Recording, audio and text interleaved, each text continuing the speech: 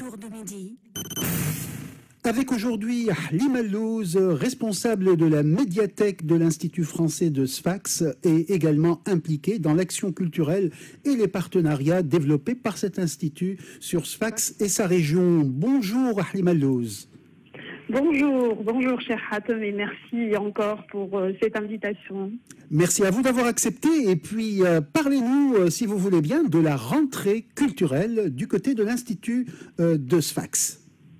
Eh bien, la rentrée s'annonce dense comme l'actualité, notre actualité, c'est vraiment une ouverture un peu plus sur la jeunesse et une proposition de cinéma axée pour la jeunesse. Donc, pour accompagner nos jeunes aujourd'hui, il faut noter que notre public est 80% de notre public, ils ont moins de 20 ans. Donc, on essaie d'être un peu plus proche de nos jeunes et on a ouvert la saison culturelle avec des projections pour la jeunesse. Voilà. Et puis, le projet Tina est de retour. Et c'est un projet qui vous tient à cœur depuis l'année dernière, d'ailleurs. Tout à fait. Ça fait partie de nos axes prioritaires qui sont le patrimoine et l'environnement. Donc, comme tu le sais déjà, nous travaillons avec les partenaires ici à Sfax et on travaille pour servir le développement de la ville de Sfax. Et justement, nous invitons une jeune doctorante, Maïssa Kamel, qui va nous parler de son travail de recherche. Donc, c'est un partenariat avec l'université de Sfax et qui va nous parler de la mosaïque de Tenaé du site au musée. Très bien. Et ça sera le 18 à 17h à la Maison de France, entrée libre et gratuite, bien sûr. Voilà, et c'est véritablement un travail de partenariat qui implique aussi bien des universités que l'Institut du patrimoine, qu'un chantier école archéologique. Bref, vous êtes en plein dans ce que vous faites à l'Institut français de Sfax, susciter et continuer des partenariats. Voilà, tout à fait, comme l'exposition que nous accueillons à partir du 17 septembre ici aussi à l'Institut français de Sfax. Donc c'est une exposition qui est en partenariat avec le comité de jumelage Grenoble-Sfax et avec le soutien de la mairie de Sfax. Donc c'est une exposition réalisée par des élèves du collège Lègue à Grenoble et aussi par l'école à l'Ataïa de Qarqna. Et puis, en même temps, il existe un programme de résidence qui est en cours de développement du côté de l'Institut français de Sfax. Tout à fait.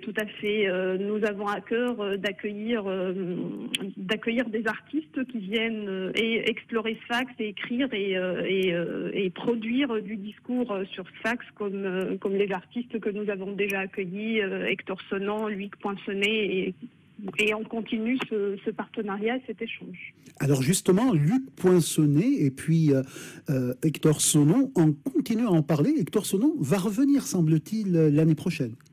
Tout à fait. Donc il est venu en résidence pour explorer Sfax et il va peindre sur Sfax et il revient dans le cadre du festival de la bande dessinée qui aura lieu au printemps 2026 ici à Sfax et que nous menons également en partenariat avec l'ensemble de nos partenaires pour cet événement-là.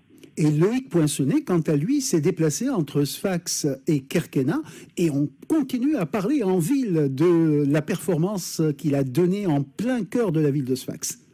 Tout à fait, en partenariat justement avec un artiste ici de Sfax, Mohamed Ali Ouerd, avec lequel ils ont fait un duo formidable et il va certainement revenir au mois d'octobre justement pour travailler encore avec son institution qui est Selmer, donc c'est l'institution à laquelle il appartient, pour faire bénéficier des étudiants de l'Institut français de musique ici à Sfax de workshops et pour aussi reprendre son échange musical avec Mohamed Ali Welda, donc un duo saxophone et clarinette et zokra. Alors justement, vous avez mentionné plusieurs activités en cours et en filigrane, ce qu'on ressent, c'est qu'il y a la qualité des partenariats avec l'université d'une part et avec la société civile. Tout à fait.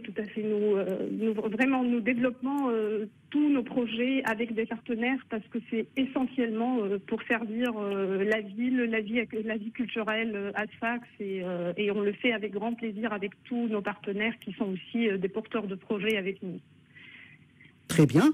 Un dernier mot avec Halima Allouz qui est avec nous, qui est responsable de la médiathèque et impliquée dans l'action culturelle et les partenariats de l'Institut français de Sfax. Cette question concerne la médiathèque, effectivement, et la manière dont vous la faites tourner en ce moment. En ce moment, c'est le grand retour des lycéens et des collégiens, le retour des prêts d'été. Donc, c'est une médiathèque très vivante et très ouverte sur son milieu. Donc, comme je l'avais déjà dit, 80% de nos publics ont moins de 20 ans. Donc, on axe nos acquisitions pour servir, pour nourrir cette jeunesse en livres, en bande dessinée, en DVD. Donc, c'est une médiathèque qui est riche et qui accueille beaucoup de jeunes, et qui propose également plusieurs rencontres pour faire connaître des livres, les sorties littéraires, mais nous organisons aussi quotidiennement un cercle de lecture avec nos lecteurs pour parler de leur lecture, de leurs livres coup de cœur, mais également de l'actualité littéraire. Merci Halima Allouz. Un dernier mot à propos cette fois-ci des Journées européennes des langues auxquelles l'Institut français de Sfax participe. Ce sera pour le 27 septembre prochain.